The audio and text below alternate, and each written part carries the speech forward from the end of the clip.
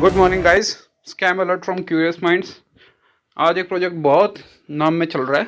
आज उसका असेसमेंट हम करके देखेंगे कि उसमें क्या रेड फ्लैग्स हैं। अब वो स्कैम है या नहीं है वो आप समझ लीजिए बेहतर। हम आपको ये बताएंगे कि उसमें क्या रेड फ्लैग्स हैं, उसमें क्या पॉसिबल है, आपका कोई नुकसान उसमें हो सकता है या नहीं हो सकता है। तो बाकी यू आर द बेस्ट जज ऑफ योर मनी कि आपने उसके साथ क्या करना है वो आप देख लीजिए। तो प्रोजेक्ट का नाम है ओरिजिन LGNS। आजकल बहुत नाम से चल रहा है, बहुत इसका नाम है, बहुत लोग इसके पीछे पड़े हुए हैं। तो इसमें जो रेट ऑफ इन्वेस्टमेंट है कि आप जितना इन्वेस्ट करते हैं उसका 1% आपको daily as a staking reward मिलता है। 1%, जो कि काफ़ी ज़्यादा है। 1% आप इमेजिन कीजिए, 2.5 महीने के अंदर अंदर आपका इन्वेस्टमेंट वापस आ रहा है। ठीक है, तो ये एक इसका सिनेरियो है। मैं इसकी एक सिक्योरिटी असेसमेंट रिपोर्ट चेक कर रहा हूँ। ये सर्टिक ने लॉन्च की है, ये कंपनी का ही डॉक्यूमेंट है, मुझे उन्हीं से अवेलेबल हुआ है। तो मैं आपको थोड़े इसके रेड फ्लैग्स दिखाता हूँ कि जो मुझे इसमें ख़राब बातें लगी हैं। ये देखिएगा, इस look at it. Highlighted centralization risks. ठीक है, एग्जीक्यूटिव समरी ये है।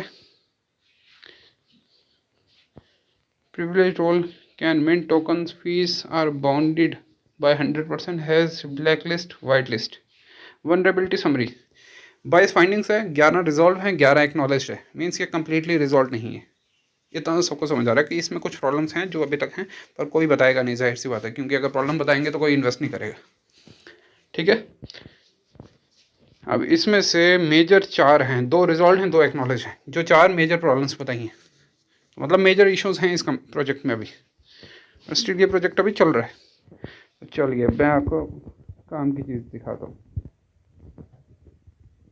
इसमें काम की चीज़ें ये रही गाइस, ये देखिए। ठीक है, फाइंडिंग्स क्या है? 22 है, जैसा कि हमने पढ़ा था। 4 मेजर हैं, 11 मीडियम है। हम मेजर पे ही फोकस करेंगे, जो मेजर प्रॉब्लम्स हैं, जो कि सर्टिक ने भी माना है और जिसको कंपनी भी मानती है कि हाँ ये मेजर प्रॉब्लम्स हैं। देखिए, ग्लोबल 01 आईडी का नाम जो है, उसमें सेंट्रलाइजेशन रिलेटेड रिस्क बताए हैं, मेजर है, एक्नॉलेज किया है कंपनी ने। ठीक है, उसके बाद में ORG01 ये रिजॉल्व है, ORN02 ये भी रिजॉल्व है। उसके बाद में TOR02 ये आईडी है। ठीक है, इसमें क्या है? Manager role in treasury code transfer out token assets in contract with malicious curators. ये मेजर इश्यूज है और कंपनी ने इसको एक्नॉलेज किया, रिजॉल्व नहीं किया, एक्नॉलेज किया। ठीक है, मैं आपको पहले एक सिंपली समझा देता हूँ कि क्या है ये चीज़। देखिए, कोई भी प्रोजेक्ट है जिसमें आप पैसा डाल रहे हैं, आप पैसा डालते हैं, एक ट्रेजरी होती है जिसमें बैलेंस जो होता है कंपनी का वो उसमें रहता है। आप उसमें पैसा डालते हैं, आप उसी से पैसा निकालते हैं। जो आप स्टेकिंग के रिवार्ड्स निकालेंगे वो वहीं से निकलेंगे।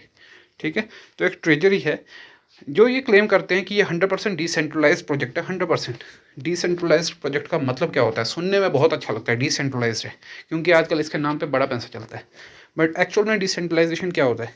डिसेंट्रलाइजेशन होता है जहाँ पे किसी आदमी के हाथ में पावर नहीं है,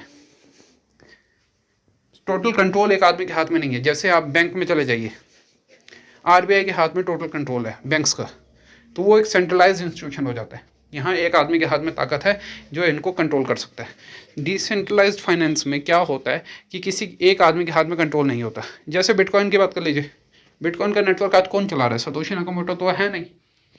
तो आज उनका नेटवर्क जो डिसेंट्रलाइज्ड उनके सर्वर्स हैं हर जगह पे, तो हर आदमी कलेक्टिवली डिसाइड कर रहा है। तो ये डिसेंट्रलाइजेशन है, एक आदमी के हाथ में कोई ताकत नहीं है। पर अगर आप इस प्रोजेक्ट इसको देखेंगे, मैनेजर रोल इन ट्रेजरी। ठीक है, मैनेजर के रोल की बात करें, मैनेजर क्या काम कर रहा है इसमें? जो आपकी ट्रेजरी है जिसमें आपका टोटल फंड्स पड़ा है, उसके ऊपर मैनेजर का कंट्रोल है। इकलौती चीज़ जो लोगों के कंसर्न की है, जो इन्वेस्टर्स के कंसर्न की है, उसके ऊपर इन्होंने एक मैनेजर बिठाया है। वो चाहे तो आपका फंड रोक सकता है, वो चाहे तो आपका फंड लॉन्च कर सकता है, वो चाहे तो आपके फंड्स जो हैं एक वॉलेट से उठा के, जो कंपनी का वॉलेट है उससे उठा के दूसरे में डाल सकता है, अगर वो चाहे तो। मैं नहीं कह रहा हूँ वो करेगा, अगर वो चाहे तो वो कर सकता है। तो उसको इतनी परमिशन भी क्यों दी गई वो तो कंपनी जाने। ठीक है, तो थोड़ा इसको ब्रीफली गाइस, अब ब्रीफली इसको थोड़ा पढ़ते हैं, देखते हैं इसमें क्या है। मैनेजर रोल इन ट्रेजरी को transfer out token assets in contract with malicious curators, इसके बारे में हम बात कर रहे थे। अब इसमें क्या डिस्क्रिप्शन है? देखिए, डिस्क्रिप्शन में इवन सर्टिक ने कहा है, यहाँ देखिए, इसको पढ़िए। Risk of rug pull, which impose centralization concern and risk of rug pull. Centralization का कंसर्न है, आप सेंट्रलाइज कर रहे हैं चीज़ों को, क्यों? क्योंकि एक आदमी बैठा हुआ है, एक आदमी के हाथ में पावर है, तो वो चीज़ ठीक नहीं है, जबकि आप डिसेंट्रलाइज के नाम पे चल रहे हैं, ठीक है। और इसमें कंपनी क्या रिकमेंडेशन दिया है इन्होंने कि आप ये कीजिए, शॉर्ट टर्म में आप ये कर लीजिए, लॉन्ग टर्म में आप ये कर लीजिए, परमानेंट करना है तो ये कर लीजिए। कंपनी क्या कहती है? कंपनी कहती है 4 सितंबर को जब डेफाई सिस्टम स्टेबलाइज हो जाएगा तो हम ownership, the owner manager and other permissions can be will be transfer to DAO management. DAO क्या है? डिसेंट्रलाइज्ड ऑर्गेनाइजेशन है ये, जिसमें मतलब सर्वर्स हैं अलग अलग जगहों पे, जो डाओ के स्टेक होल्डर्स टाइप आप मान लीजिए, जिसके पास डाओ पड़े हुए हैं, वो अगर वोटिंग करना चाहते हैं, वो अगर चलाना चाहते हैं सिस्टम को कि ये सिस्टम कैसे चलेगा, तो वो चला सकते हैं इसको। कि हाँ, मतलब मान लीजिए जैसे बिटकॉइन का सिस्टम होता है ना, बिटकॉइन में जैसे हर जगह पे सर्वर्स हैं, उनके वैलिडेटर्स हैं, नोड्स होते हैं, वो नोड्स बैठे हुए हैं, वो डिसाइड करते हैं कि बिटकॉइन में आगे क्या होना है, कैसे होना है, कैसे क्या नहीं करना है, क्या होना है। तो उस बारे में है, जैसे डाउ में चले जाएगा तो वहाँ पे हो जाएगा। कब जाएगा? तब जाएगा जब डेफाई सिस्टम स्टेबलाइज हो जाएगा। वो स्टेबलाइज की क्या डेफिनेशन है मैं नहीं जानता, कौन जानता है मुझे बता दीजिए, कमेंट में बता दीजिए कि what is the meaning of after the defy system stabilises. या तो कंपनी ही बता दे क्या डेफिनेशन है स्टेबिलिटी की, क्या लिक्विडिटी से स्टेबल हो जाएगा, क्या आपके फ्लो से स्टेबल हो जाएगा, किससे स्टेबल आप मानेंगे। ये आपने टेक्निकल लैंग्वेज यूज़ कर ली कि हाँ after the defy system stabilises, but उसकी डेफिनेशन मुझे नहीं पता है। तो रेड फ्लैग्स क्या हैं? सबसे पहली बात, ये कैंपेन इस प्रोजेक्ट में घुसने के लिए सोशल मीडिया पे चल रहा है। सोशल मीडिया पे खास तौर पे वही लोग बोल रहे हैं जिनको आप पर्सनली जानते नहीं हैं। अगर आपके साथ स्कैम हो जाएगा तो आप किसके अगेंस्ट में कंप्लेंट करेंगे? सबसे पहली बात तो वो है, सबसे पहली बात तो वो है। दूसरे नंबर और सबसे बड़ा रेड फ्लैग, ये जो कमेंट हमने पढ़ा है, मैनेजर के पास में इतनी परमिशन है, वो चाहे तो आपके फंड्स को रोक सकता है, वो चाहे तो आपके फंड्स को, वो चाहे तो ट्रेजरी को खाली कर सकता है, दूसरे वॉलेट में डाल सकता है। आप तो नहीं जानते मैनेजर कौन है, वो कल पैसा डाल के निकाल के गायब हो जाएगा, फिर आप क्या करेंगे? रोएंगे? तो वो चीज़ एक रिस्क है यहाँ पे, जो इतना क्लियर रिस्क है, जो कि अभी तक मैंने सिर्फ इतना ही पढ़ा है। अगर किसी को कोई और डाउट है किसी और चीज़ के बारे में, तो मैं ये डॉक्यूमेंट अवेलेबल करवा सकता हूँ, खुद पढ़िए, खुद अपने डाउट्स क्लियर कीजिए। आज तो एआई का ज़माना है, आप सारी चीज़ कॉपी पेस्ट करके या डॉक्यूमेंट ही अपलोड कर दीजिए किसी भी एआई वेबसाइट पे, चैट जीपीटी पे डाल दीजिए, गूगल के जेमिनी में डाल दीजिए, या आप एक्स के ग्रॉक में डाल दीजिए, वो आपको पढ़ के बता देंगे इसमें क्या रिस्क है क्या नहीं है। आज तो बेवकूफ़ बनने वाली कोई बात ही नहीं है ना। अगर आप ढूंढना चाहते हैं कि वाकई में, अगर आप बचना चाहते हैं तो बचने के आपके पास 100 रास्ते हैं। अगर आप बेवकूफ़ बनना चाहते हैं तो उसका एक ही रास्ता है, कान बंद रखिए, आंखें बंद रखिए और पैसा लगा दीजिए, आप बहुत जल्दी बेवकूफ़ बन जाएंगे।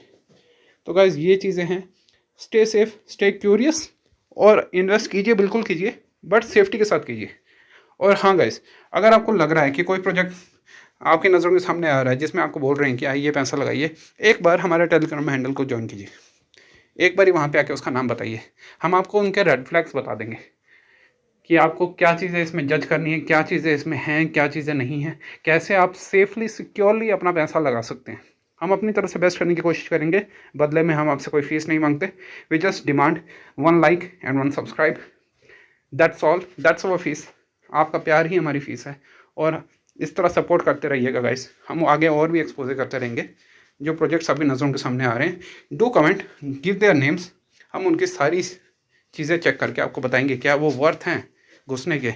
एक रिस्क ये भी है जो अभी तक आपको मानना पड़ेगा, इंडियन गवर्नमेंट ने अभी तक रेगुलेशंस नहीं बनाई हैं। जिस दिन इंडियन गवर्नमेंट के रेगुलेशंस बन जाएंगे, उस दिन ये सारे फर्जी स्कीमें गायब हो जाएंगी। Thanks for watching guys, do like and subscribe the channel, thank you.